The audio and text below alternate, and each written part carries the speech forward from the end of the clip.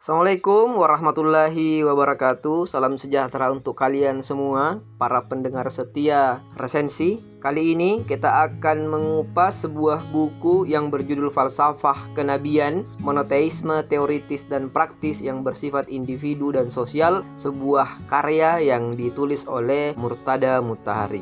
Sebelum mengkaji filsafat kenabian, diwajibkan terlebih dahulu untuk menyelesaikan persoalan ketauhidan. Keduanya adalah hubungan kausalitatif atau hubungan sebab akibat.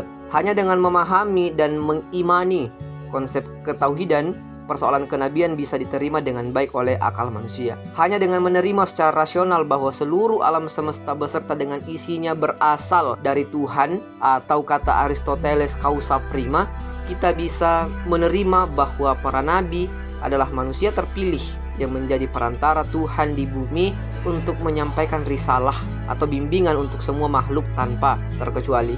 Kita mulai dari yang pertama, karakteristik nabi.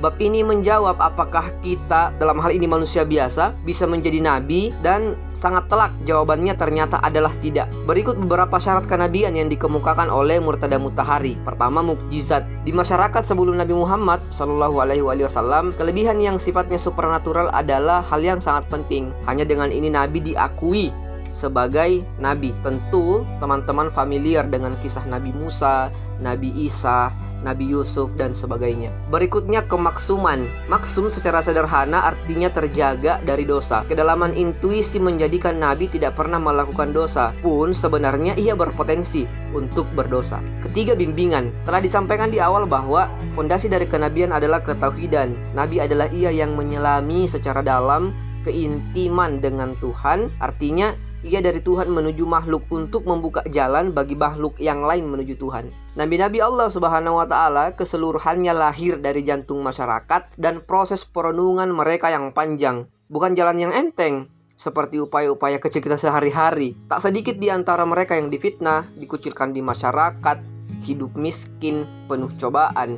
Namun, keteguhan hati dan keikhlasan mereka dalam mengemban risalah ilahi yang membuat mereka menjadi tauladan dan diikuti oleh kaum di zamannya. Keseluruhan konsistensi nabi itu terangkum dalam karakteristik nabi lain seperti ketulusan tujuan, konstruktivitas, perjuangan dan konflik, aspek manusiawi, serta para nabi dan kitab sucinya. Yang kedua, kompleksibilitas Islam. Seluruh nabi punya tugas yang sama, yakni mendakwakan monoteisme, baik monoteisme individu maupun sosial. Tugas mereka tentu mendapatkan tantangan yang berbeda-beda. Ini disebabkan oleh konstruk kaum nabi yang berbeda-beda di setiap zaman. Terkhusus misalnya di zaman Nabi SAW, antara kebejatan yang luar biasa dan konstruk berpikir yang sudah modern dalam artian kritis, mukjizat yang bersifat supranatural seperti menghidupkan orang mati atau merubah tongkat menjadi ular tentu tidak lagi bisa diterima sebagai bukti kenabian. Itu sudah tidak relevan di zamannya Nabi Muhammad. Olehnya itu, pendekatan Nabi Muhammad SAW bukan mukjizat sebagaimana nabi pendahulu, tapi lebih kepada pendekatan rasional atau argumentasi.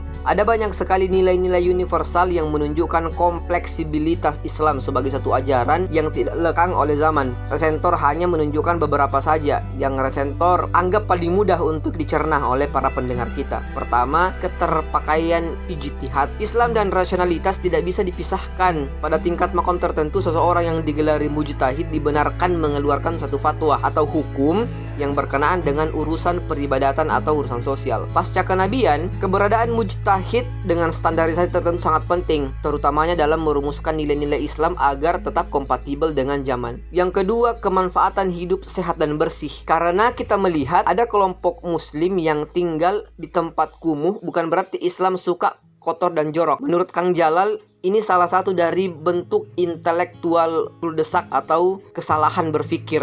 Ketiga, dimensi sosial. Tugas seorang muslim bukan hanya beribadah di masjid sepanjang waktu. Ritual sholat memiliki kolektivitas dengan perilaku sosial kita. Jika sholat rajin tapi kemungkaran, berlaku zalim masih menjadi aktivitas harian kita, itu artinya sholat kita sia-sia. Bukan hanya itu, puasa, zakat, dan ibadah-ibadah lainnya juga memiliki implikasi sosial. Terakhir, pekerjaan.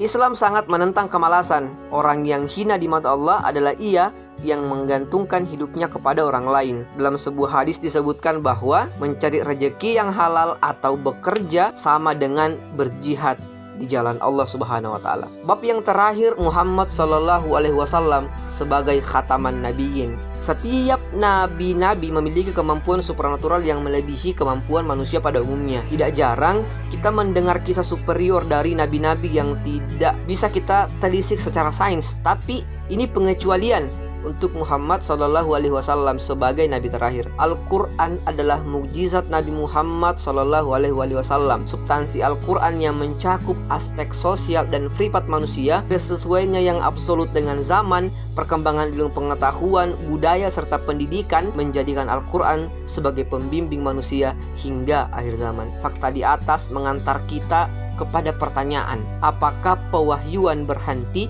bersamaan dengan wafatnya Rasulullah SAW sebagai penutup kenabian? Jika jawabannya adalah iya, lalu siapa yang kompeten menafsirkan Al-Quran sesuai dengan konteks zaman sebagaimana nabi? Pewahyuan tidak berhenti pasca nabi. Bimbingan ilahi terus mengucur tanpa henti kepada manusia melalui manusia-manusia suci keturunan Rasulullah Sallallahu Alaihi Wasallam yang menjaga diri dari dosa. Yang berbeda dengan pewahyuan di era Nabi ialah para manusia suci tidak mendengar, apalagi menyaksikan langsung malaikat Jibril. Para manusia suci mendapatkan wahyu melalui pemahaman akalnya yang tajam dan hati yang bersih dari dosa. Ada pertanyaan?